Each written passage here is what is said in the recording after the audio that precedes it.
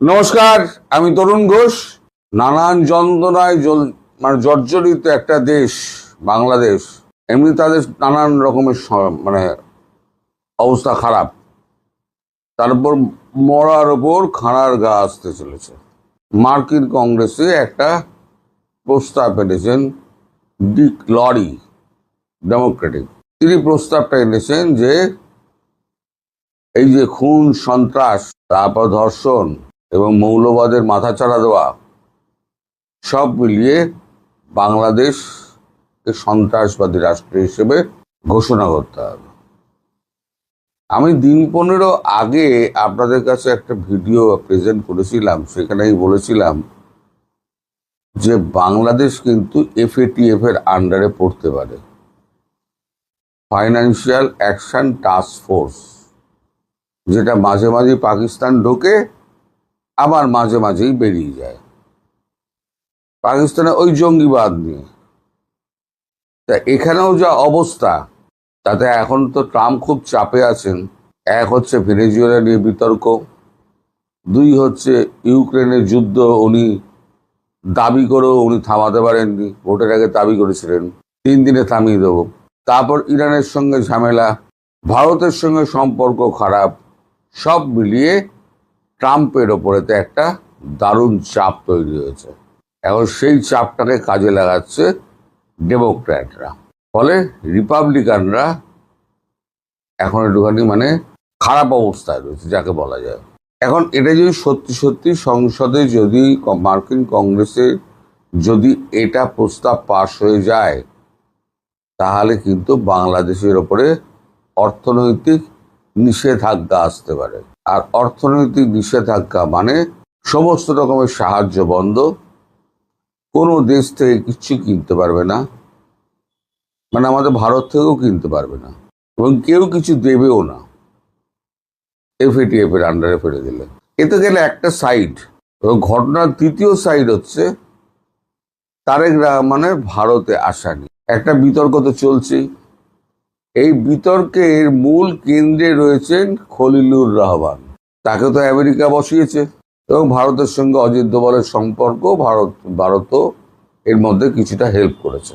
এখন খলিলুর রহমান তিনি তুর্কি যাচ্ছেন, গিয়ে তিনি নানান রকম এগ্রিমেন্ট করছেন, চায়না যাচ্ছেন, নানান রকম এগ্রিমেন্ট করছেন, পাকিস্তান যাচ্ছেন, নানান রকম কথা বলছেন।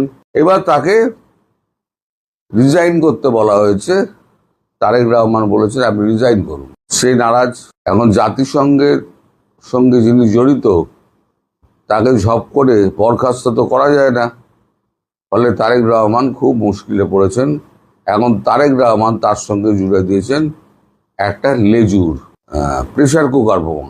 এই সমস্ত উদ্ধার যদি হয় এবং বাস যদি করে, 2-4টে বোধহয় মারা গিয়েছেন, একটা এরকম খবর একটা পেলাম, কোনো মাদ্রাসার সামনে একটা মারা গিয়েছে, বিস্ফোরণ হয়েছে, সেখানে 5 জন ছাত্রছাত্রী আহত হয়েছেন। কতটা ঠিক কতটা ভুল আমি জানি না, কারণ আমাদের কাছে তো খবরের কাগজ আসে না, আর মিডিয়া সব কথা তো আমাদেরকে বলে না। যার যেটা ইস্যু থাকে সেই ইস্যু নিয়ে কথা বলে আমাদের পক্ষে জানাটা একটুখানি মুশকিল। কিন্তু এই সার্বিক পরিস্থিতির মধ্যে আমার মনে হচ্ছে পৃথিবীর ইতিহাসে বোধহয় এটা একটা প্রথম দেশ যেটা একটা উন্নয়নশীল দেশ থেকে 2 বছরের মধ্যে একদম অর্থনীতির দিয়ে তলিয়ে যাওয়ার মতো অবস্থা। পৃথিবীতে আর কোনো দেশ নেই এত তাড়াতাড়ি 2 বছরের মধ্যে। আর এর প্রধান কারিগর তিনি হচ্ছেন ডক্টর মোহাম্মদ ইউনূস। তারেক রহমান কি তার বিরুদ্ধে কোনো ব্যবস্থা নিয়েছেন? কোনো ব্যবস্থা নেননি। তিনি প্রেসিডেন্ট হচ্ছেন না, তাহলে তার SSF তুলে নেওয়া হবে। এখন যে একটা মামলা হয়, এর আগে মামলা হয়েছিল, অ্যাকসেপ্ট করা হয়নি। এবার যদি ওই হামে মৃত্যুর জন্য দায়ী এই ভদ্রলোককে যদি অ্যারেস্ট করা হয়, এই মামলা করা হয়, তাহলে কি তিনি অ্যারেস্ট হবেন? এর মধ্যে আবার শেখ হাসিনা বলছেন আমি ভারতবর্ষে ঢুকে যাব। সব মিলিয়ে তারেক রহমানের অবস্থা এখন খারাপ। তারেক রহমানের কিন্তু ভারতবর্ষে আসার কোনো রকম ইচ্ছেই নেই। আপনারা যতই দাবি করুন না কেন, আমি এখানে দেখিয়ে দিচ্ছি রণদীপ জয়সওয়াল কি বলেছেন। রণদীপ জয়সওয়াল বলেছেন আমরা চিঠি দিয়েছি, আমরা ওনাকে আমন্ত্রণ পত্র দিয়েছি, আমরা বিমস্টেকের সভাপতি হিসেবে আমন্ত্রণ পত্র দিয়েছি। এরপর ওই দিক থেকে মানে বাংলাদেশের দিক থেকে কোনো রকম সাড়া পাইনি। যখন সাড়া পাবো তখন আমরা ব্যবস্থা নেব। ওনার এটা আমি দিয়ে দিলাম। এই অবস্থার মধ্যে আপনারা যে সমস্ত মন্ত্রী টন্ত্রী রয়েছেন, একজন কেউ বলছেন যে আমার গ্যাস দিতে 2 বছর সময় লাগবে। তা 2 বছর কি রোগের সব হাঁড়ি কড়াই তুলে দিয়ে 2 বছর শুয়ে থাকবে? তা আপনি আছেন কি করতে? মন্ত্রী হয়ে আছেন কি করে? আর একজন আবার বলছেন যে না, আমি তো আর মাটির মধ্যে গিয়ে আমি তো আর তেল তুলে আনতে পারবো না, সেটা সম্ভব নয়।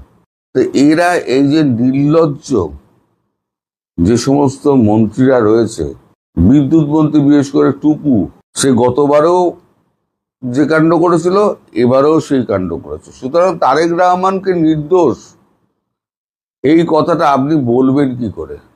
যে হ্যাঁ উনি চেষ্টা করছেন, উনি আইন শৃঙ্খলা উন্নতি করার চেষ্টা করছেন, উনি বিভিন্ন দেশের সঙ্গে যোগাযোগ করছেন, উনি পার্শ্ববর্তী সব থেকে বড় গণতান্ত্রিক রাষ্ট্র ভারতবর্ষেই উনি যে অনীহা প্রকাশ করছেন, তার কারণ হচ্ছে জামাতকে ভয় আর জামাতের সাঙ্গপাঙ্গগুলোকে ভয়। তা অতই যদি ভয় হয় তাহলে মুচলেখা দিয়ে আপনি ভারত এবং মার্কিন যুক্তরাষ্ট্রের কাছে মুচলেখা দিয়ে আপনি এলেন কেন? একবার মুচলেখা দিয়ে তো আপনি বিদেশ গেলেন, 17 বছরে বিদেশ থাকলেন, আবার একটা মুচলেখা দিয়ে আপনি প্রধানমন্ত্রী হয়ে এসে আপনাকে তো মুচলেখা স্পেশালিস্ট বলতে হবে। সব জায়গায় আপনি মুচলেখা দিচ্ছেন। তো সব নিয়ে বাংলাদেশ কিন্তু একটা ঘোটালার মধ্যে পড়ে গেছে। এই বাংলাদেশ কিন্তু আগামী দিনে খুব দুর্যোগের মধ্যে দিয়ে যাবে, যেটা আমি আগেও বলেছিলাম, দিন 15 আগে FATF পড়তে পারে।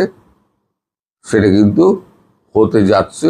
মার্কিন কংগ্রেস যদি ওই ডেমোক্র্যাট সাংসদের এটা নিয়ে প্রস্তাব নিয়ে আলোচনা করে এবং ট্রাম্পকে প্রেশার দেয়, অথবা মার্কিন কংগ্রেস নিজেই, কারণ রিপাবলিকানরা অনেকেই ট্রাম্পের বিরুদ্ধে চলে গিয়েছে, তাহলে এখন ট্রাম্পের বিরুদ্ধে যারা গিয়েছে তারাও যদি ভোট দিয়ে দেয় তাহলে পরে ট্রাম্পের কিছু করার থাকবে না।